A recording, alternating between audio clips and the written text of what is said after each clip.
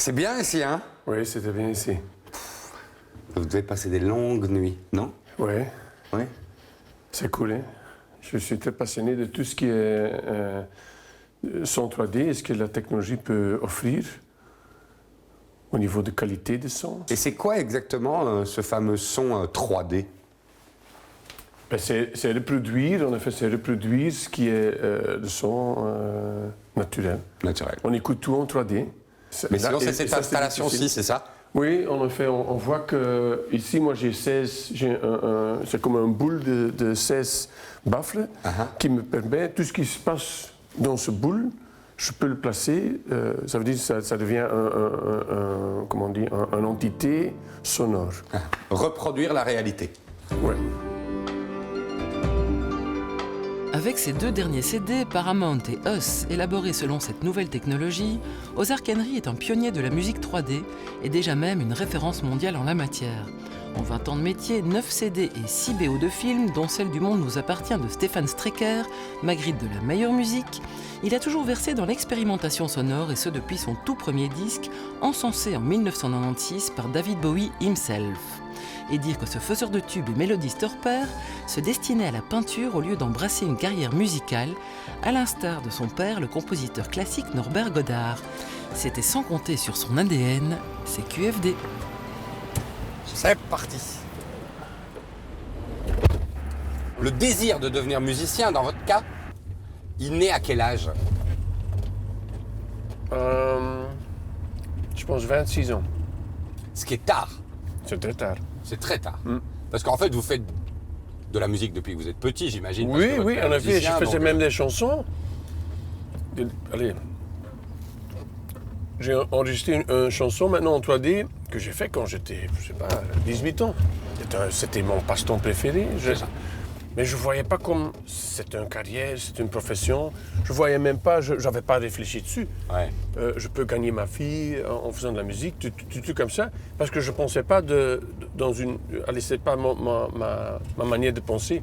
Et j'ai travaillé dans le théâtre pour faire des décors et tout. Et quelqu'un m'a demandé, j'avais fait de la musique pour une pièce de théâtre. La musique est à qui? Je dis, bah, c'est à moi. Ah, et t'es pas intéressé? Tu fais des autres musiques? Bon, oui, je dis, je fais de la musique, bah, je fais des autres. T'es intéressé de faire un disque?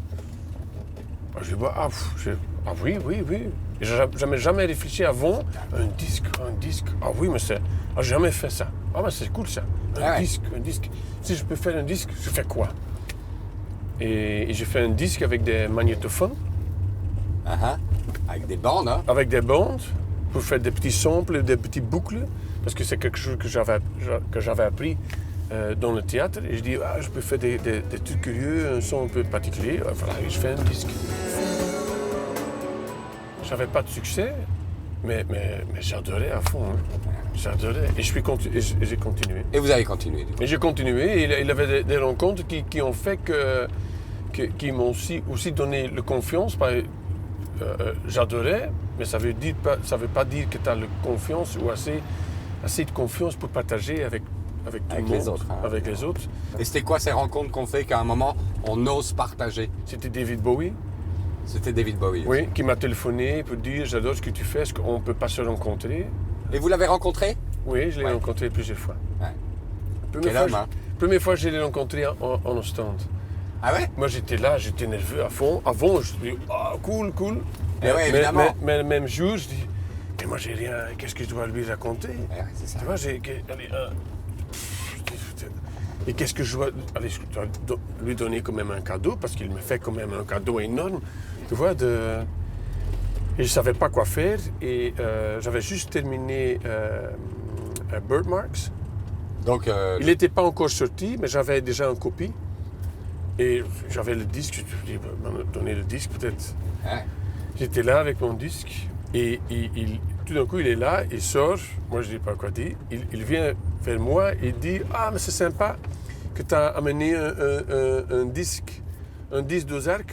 Moi je vais le rencontrer aujourd'hui et je suis grand fan. » Parce que mon visage n'était pas sur mes disques avant. Oui. Alors il ne me reconnaît pas et je dis « En effet c'est moi dit « Ah, mais ça fait plaisir et c'est cool que tu as amené un disque. » Ouais.